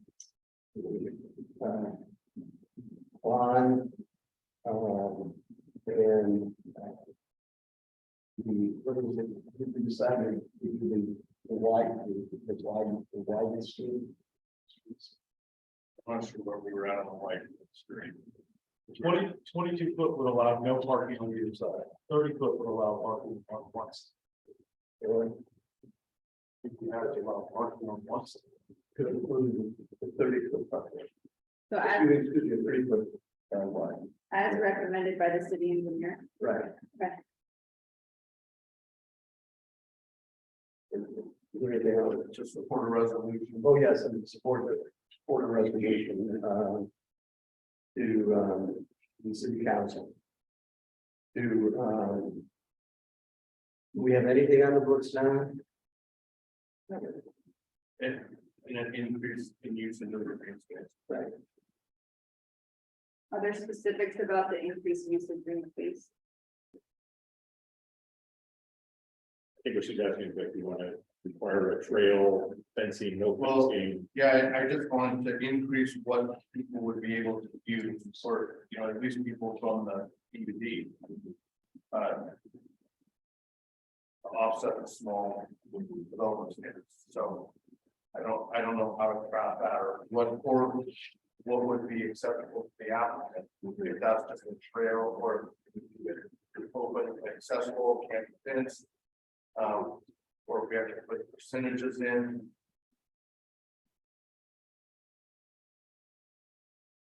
Is your vision for the public generally or for the residents? Not necessarily, I think it could be just for the residents of the community. To the HOA members? I think so. Yeah, the fencing would not come up. Right, and then develop.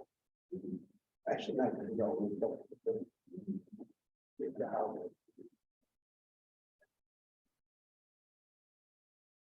The risk with limiting any potential trail to PUD members only is if the city in future decades has a public trail along the swale, how to negotiate that. We could revisit it, cross that bridge when you come to it though. Well, if the public doesn't own it, and the public shouldn't really have the right to Right. use it, so. Right. Yeah, I think we leave that in the homeowners association sometime in the future.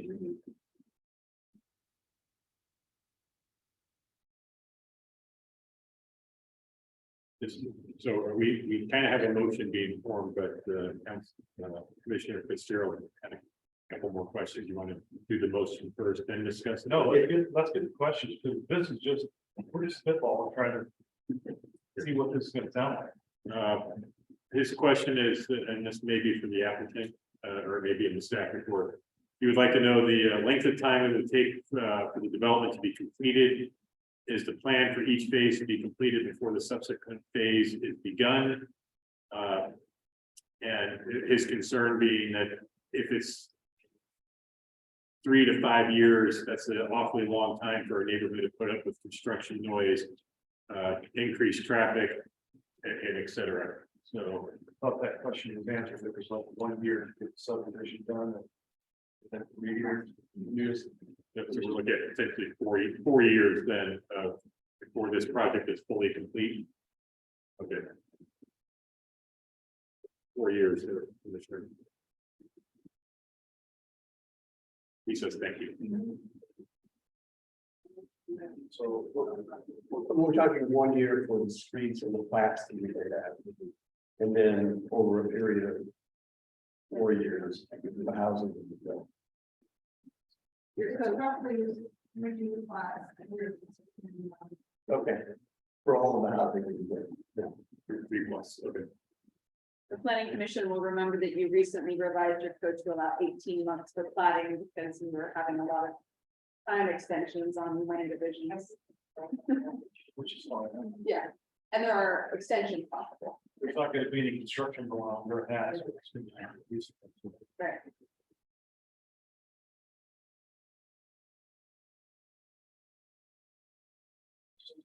So if you write down all those, can you read that motion back to us so we know it makes sense and covers everything?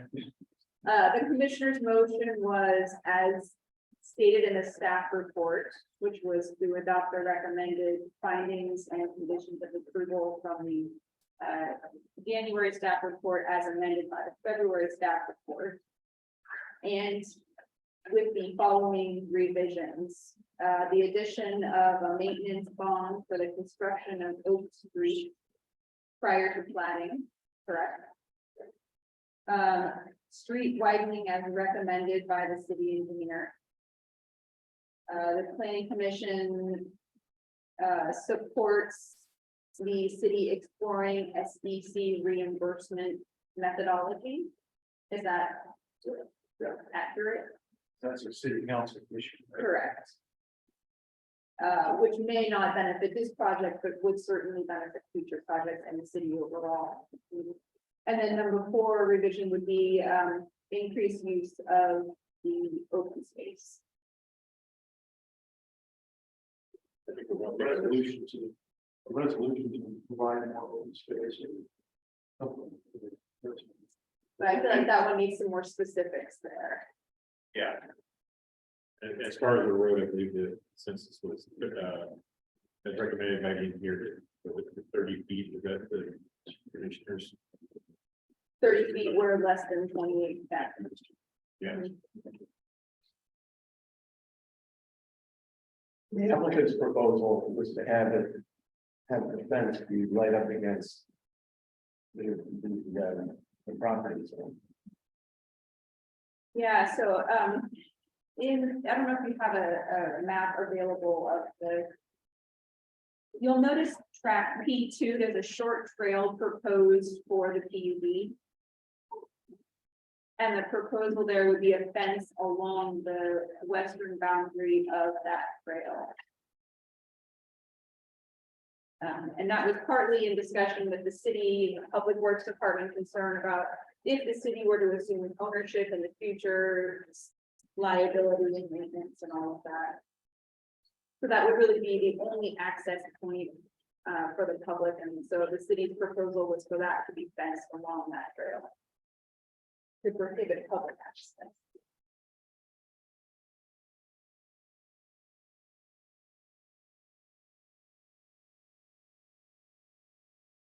So is that the thought? Yeah, so the fencing would be. Yeah.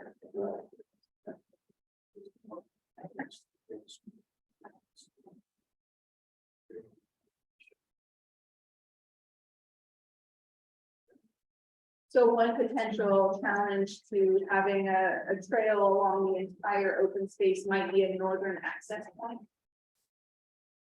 You've heard, And I'm not tied to a trail, I would just like to open that up and just not fence it off. right, To have it be used as some sort of recreation or a trail or a place for walking dog, or a place for kids to run around. yeah, That, I think that's usually a trade-off with smaller right. parcels, so.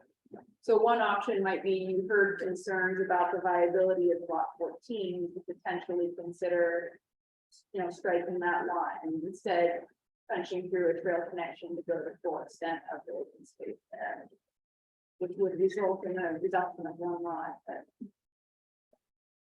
And I think reducing an entire lot it's, that seems. I mean, if you can get another lot in there, I would hate to give up a lot just for a trailer.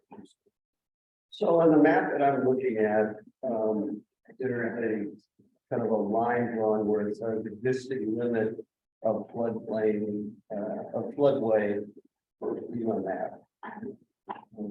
That pushes it out quite a bit. yeah, so to revisit we talked about this last month. FEMA has their flood rate maps. They're not always extremely accurate on the ground, which is why the applicant had a surveyor come out and survey that elevation, the base flood elevation is 139. And so they would need to file a letter of map amendment to correct that exact floodplain location so that none of the lots are impacted by the actual floodplain as surveyed.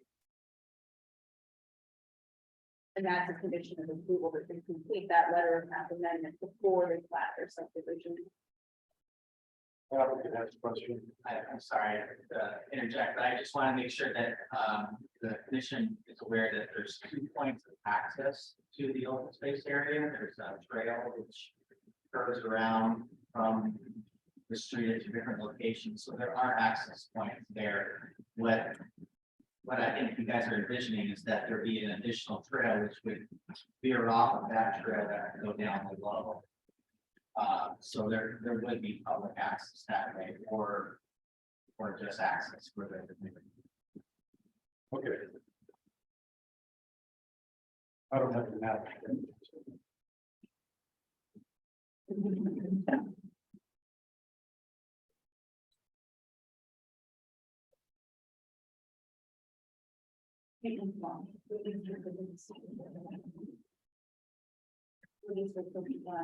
Costs.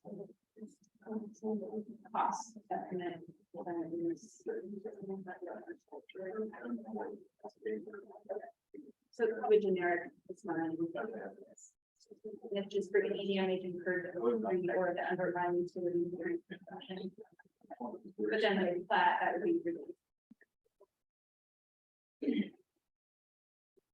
So Holly, would it be acceptable to just state that there's like a percentage of what, the floodplain or what they were wanting to keep to the city? Like, I don't know how many acres that was, but could we just say that like 1 acre is to remain accessible? So I believe track C was 3.2. Something like that, I can't remember. Acres. offhand, but yes. And since I don't know what the topography is or what would be easily maintained, it's hard to just throw a number out. Right.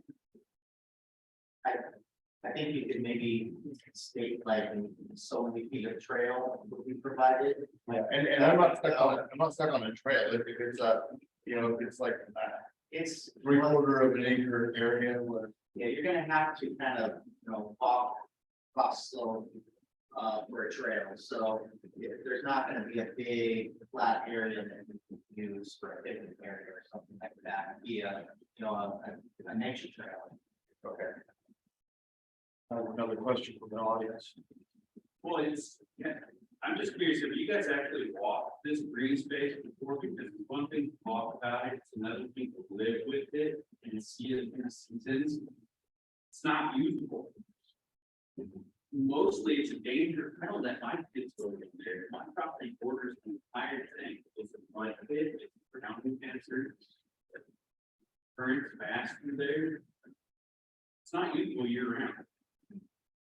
I think the trail we're proposing, that's proposed, is up on the edge of the floodplain, is that what I'm seeing on the map? Well, it's on here. But where the fence is has to be maintained, because trying to keep the fence anywhere in there also is an expense, because trust me, I try to keep fences, they get knocked down, tree falls down, it goes right through it. Right. I mean, if you're trying to keep people out, it's gonna be. Thank you.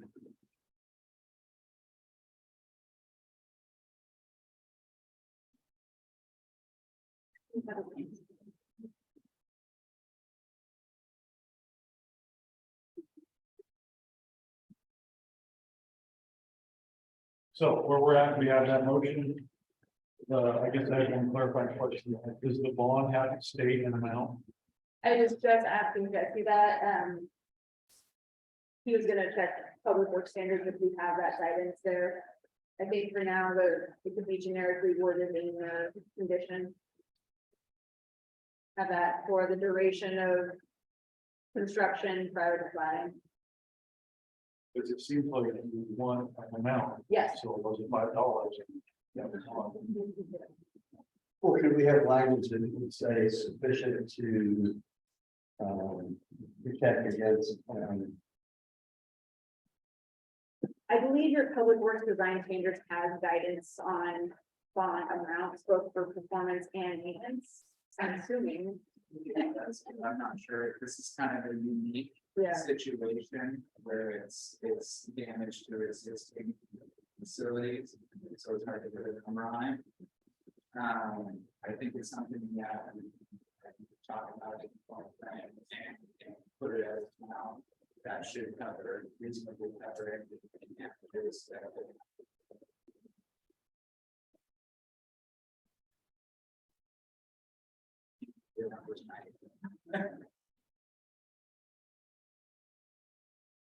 So is that going to be a deal breaker on this motion, where there's no amount? The bond amounts are usually set at a much later. Yeah. Typically, it would be a bond, it would be a percentage of a construction cost or something like that, that would be developed into the plans for further development after the. so it's basically sufficient to meet the standards. Yeah, sufficient to, repair damages.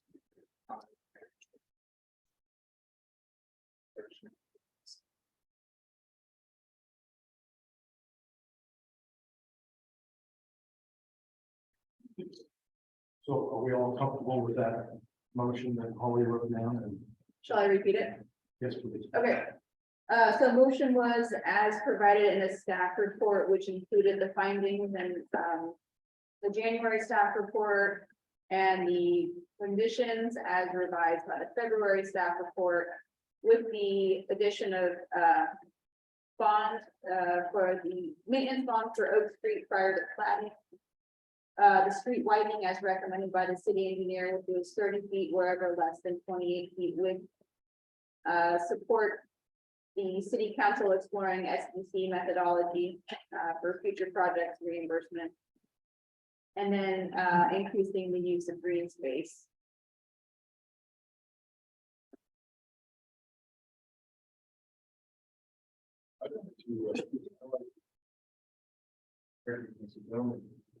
Question.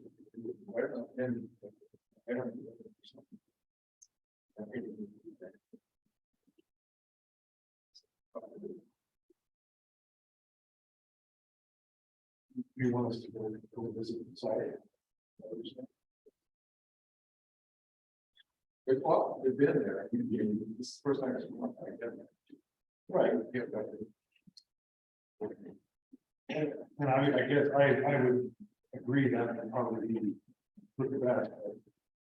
I've got a pretty good idea of what it's like. I live on, I've seen, and it is gonna be a mighty mess, no man. Nobody's gonna want it. Kids, focus are on it. Okay.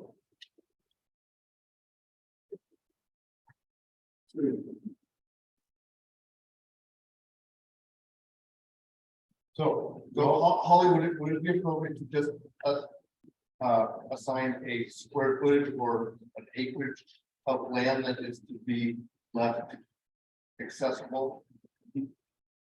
And I don't know, does the applicant with 1 acre accessible, whether that's a trail or open land, or it doesn't even have to be landscape, I think it could just be open space that people could access. It's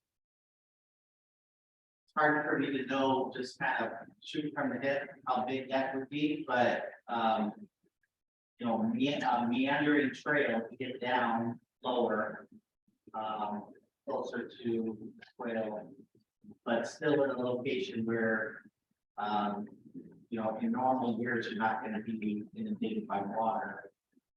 And then meander back to that trail that's already proposed at the top is what I would recommend. And I mean, it could be.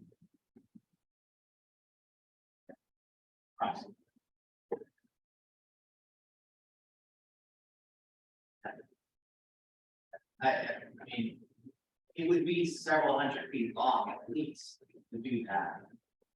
I don't know how much area that would encompass. right.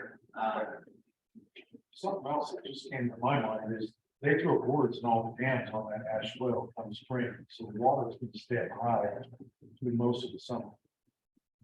Not most, if we look at down at the dentist. Just for information. Right, so are we comfortable with that motion as we decide square footage or acre amount, open space?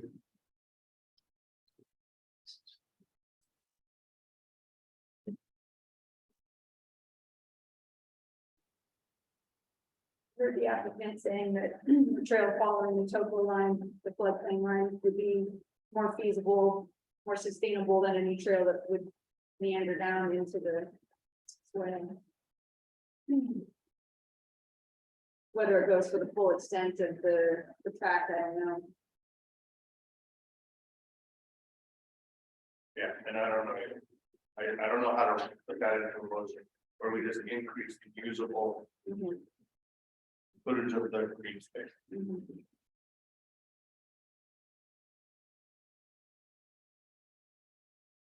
What would be most convenient for you? Staying out of the floodway. Because that area will be damaged. So I think it could get into the floodplain, the 100-year floodplain in locations. I would say a minimum of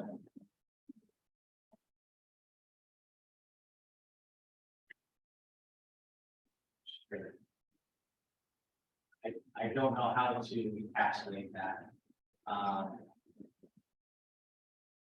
Other than, you know, you provide a loop trail of a certain distance that you guys feel comfortable, but I don't think that it would extend the entire length of the tract. Right, I think that would make sense. It would be looped in the area where that existing upper trail is, right? But just come down lower in that same area. Do you have a guess how long that would be? I'm thinking probably 300 feet. Okay, we can put that in. How wide would that trail be? 3 feet? Typically 3 feet, yeah. Natural surface trail.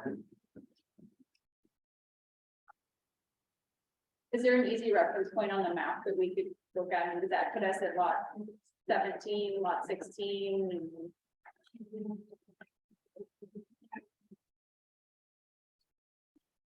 So the floodway line It's not useful reference. Yes, it would be above the way line. So it would be between lots 21 and 23. Right. That's true.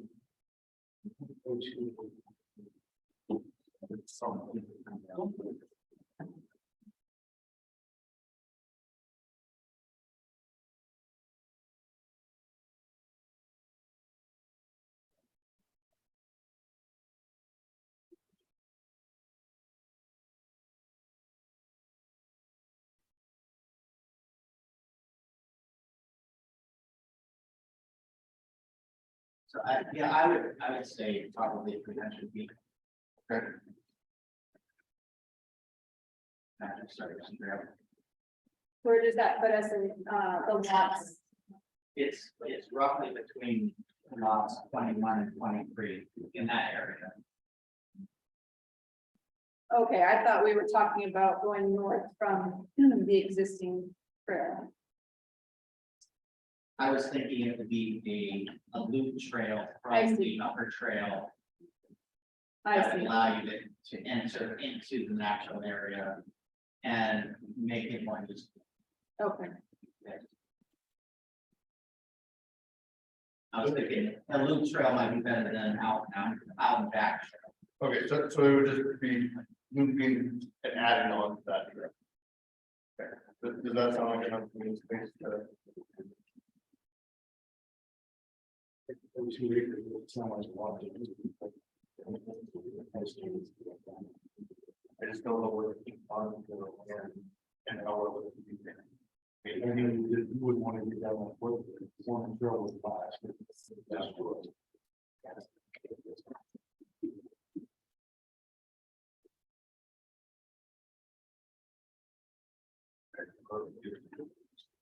Okay, so. Side verbiage that should be 300 foot loop trail. And an additional 300 feet of natural surface.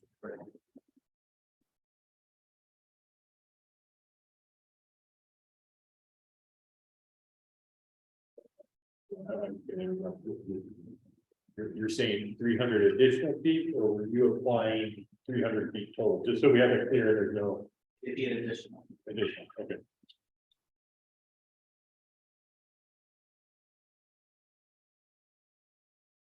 Comfortable with that.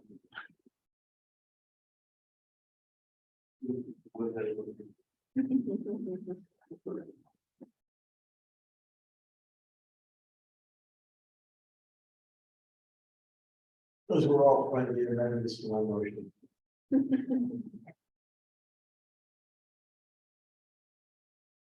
So Lou, are you okay with all of you that ever reading that all off again? So all official.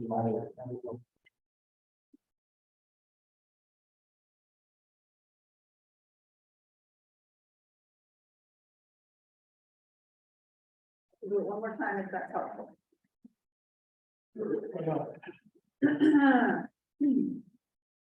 So the motion, is read from the staff report, which is the recommended motion to adopt the findings in the January staff report as revised by the February staff report. With the following 4 revisions. Number 1 is the maintenance bond, for Oak Street and its utilities prior to platting.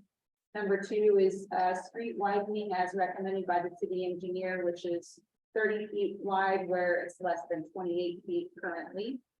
Number 3 was supporting the SDC reimbursement methodology by city council. Excuse me. And then number 4 is increased use of open space.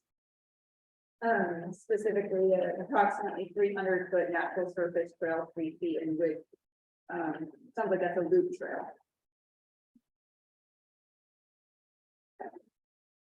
And I would move that the planning commission approve that motion. Second. Okay, it's been properly moved and seconded. Any more discussion? Seeing none, we'll proceed to vote. All those in favor say aye. Aye. Those opposed, same sign. Motion carries. Commissioner, I'm not sure Commissioner Fitzgerald heard whether there was a vote. Sorry, I forgot. No, he did signal aye, sorry. Okay. Aye, good. That's five.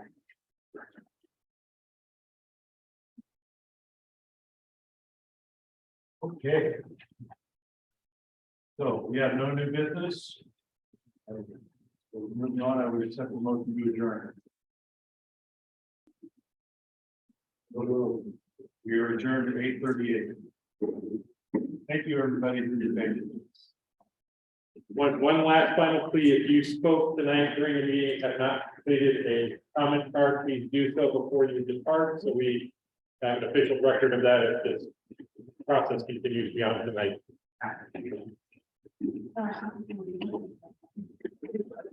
Don't worry about the stairs, we'll take care of any of the stairs. You bring up a question. Very well. You guys do a really good job. No, you do a great job. Well, I just don't.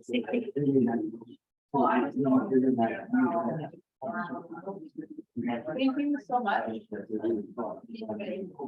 Yes, yeah. We gave them the back.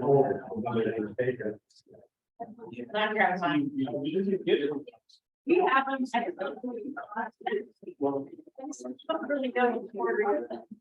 Really